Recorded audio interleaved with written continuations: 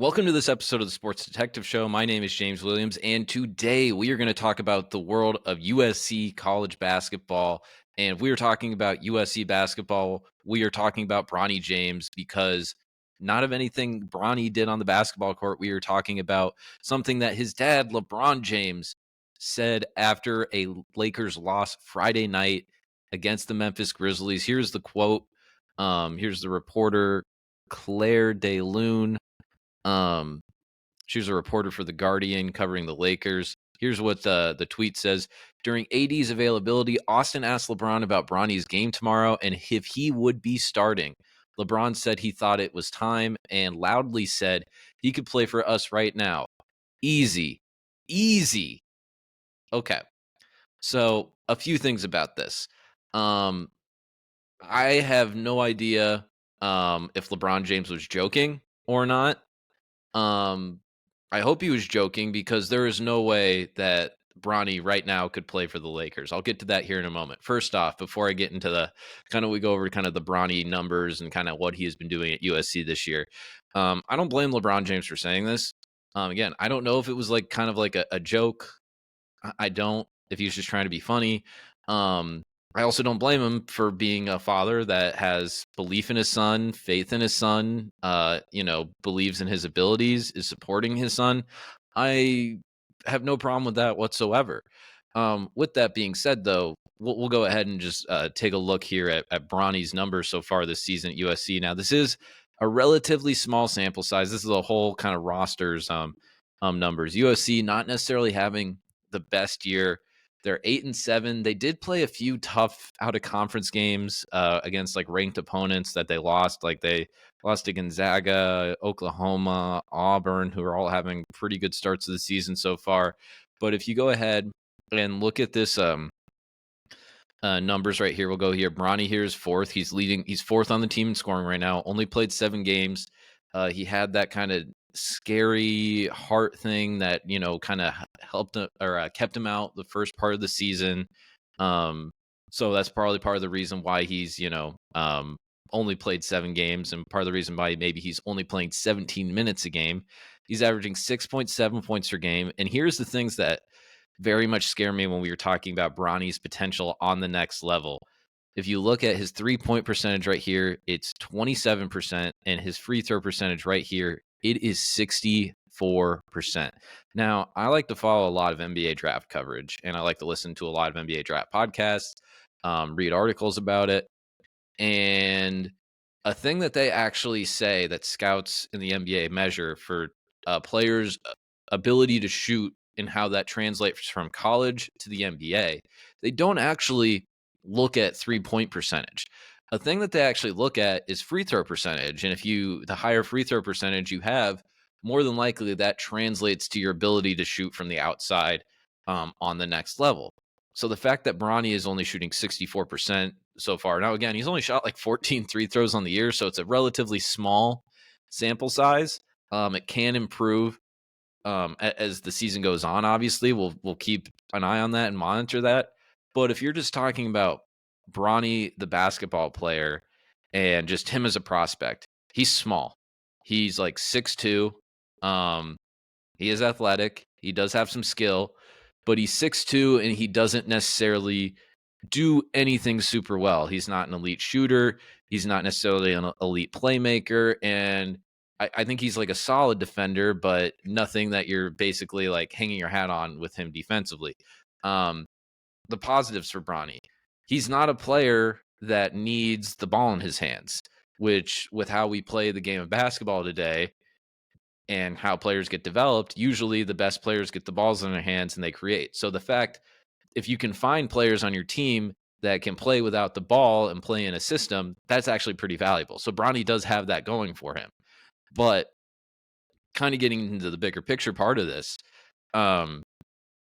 I don't know why LeBron said this. Is this another kind of hint of him trying to hype up his son to maybe NBA scouts, NBA executives, to where maybe someone gives him a flyer if LeBron or if Bronny ends up, declaring for the draft after this season? Maybe it's something like that. But just kind of getting into the bigger, again, just looking at this USC team, I have no idea why Bronny committed there, because they already had Boogie Ellis, who was like one of the better players on the team last year that made the NCAA tournament. And then they also have Isaiah Collier, who, if you don't know who Isaiah Collier is, he was like a 5-star prospect who was one of the top recruits in all of the country. And those are the two guards that are starting over Bronny. So it's this weird kind of like team that, isn't necessarily like, structured the best, why I think the record's kind of goofy to start this year.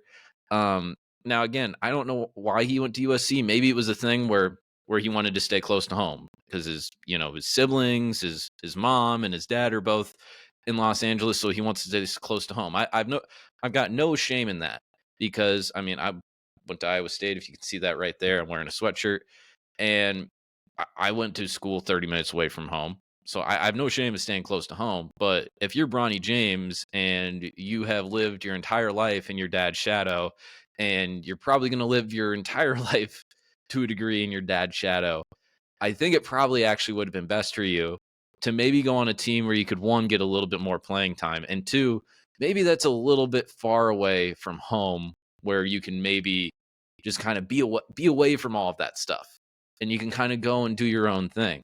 Because I don't know if LeBron making it to every home game that he can and cheering on his son, again, props to him. Love seeing, family members at games. But, when LeBron's at a game, it's a little different than like, the average parent showing up to a basketball game because it's all of a sudden the story's not about Bronny on the basketball court. It's LeBron cheering him on the sideline.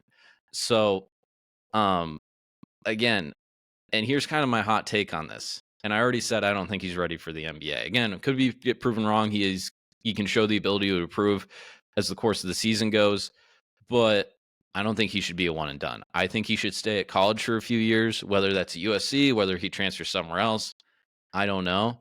But there's kind of like this belief too, and there's these two trains of thought when it comes to NBA players and how they develop and they go into the league.